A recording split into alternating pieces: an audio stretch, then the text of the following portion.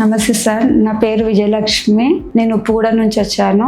అయితే నాకు 18 years back నుంచి నాకు కడుపులో తినడానికి ఇబ్బంది అయ్యేది సార్. వామిటింగ్స్ అయ్యేది. వాటర్ తాగినా కానీ బయటకు వచ్చేది. కూల్ వాటర్ తాగినా, మామూలుగా మినరల్ వాటర్ తాగినా, ఏ తాగినా కానీ వాటర్ కూడా బయటకు వచ్చేది. చాలా ఇబ్బంది అయ్యేది మింగడానికి. అయితే నేను ఇంటి దగ్గర చాలా హాస్పిటల్ చూపించుకున్నాను. గాంధీలో చూపించుకున్నాను, ఉస్మానియాలో చూపించుకున్నాను. కాకపోతే అక్కడెక్కడ సొల్యూషన్ నాకు కాలేదు. అయితే నాకు ఇంటి దగ్గర ఒక ఆవిడ చెప్తేను, నర్సు చెప్తేను, వజ్రైతే సార్ కలిసారు. నాకు సార్ని కలిస్తే సార్ చెప్పారు, ఇట్లా ఉందామని, ఇది ప్రాబ్లము, ఎండోస్కోపీ ద్వారా సర్జరీ చేస్తే క్లియర్ అయిపోద్ది. అయితే ఇక్కడ అపోలోకి వచ్చిన తర్వాత medical gastrology sir, Venu sir, Bhaskar సార్ని కల్పించారు. సార్ కల్పిస్తే ఆ సార్ వాళ్ళు బాగానే చూసుకున్నారు. ఎండోస్కోపీ చేసి, మేనోమెట్రీ చేసి నాకు బాగానే టెస్ట్ అయ్యింది అనేది చూసుకొని, పోయిన మంత్ 5th నాకు ఎండోస్కోపీ పోయంలాగా చిన్న సర్జరీ చేసి దాన్ని క్లియర్ చేశారు. తర్వాత కూడా 3 times సార్ నేను రావడం మంచిగానే చూసుకుంటున్నారు. అంతా బాగానే ఉంది సార్. ఇప్పుడు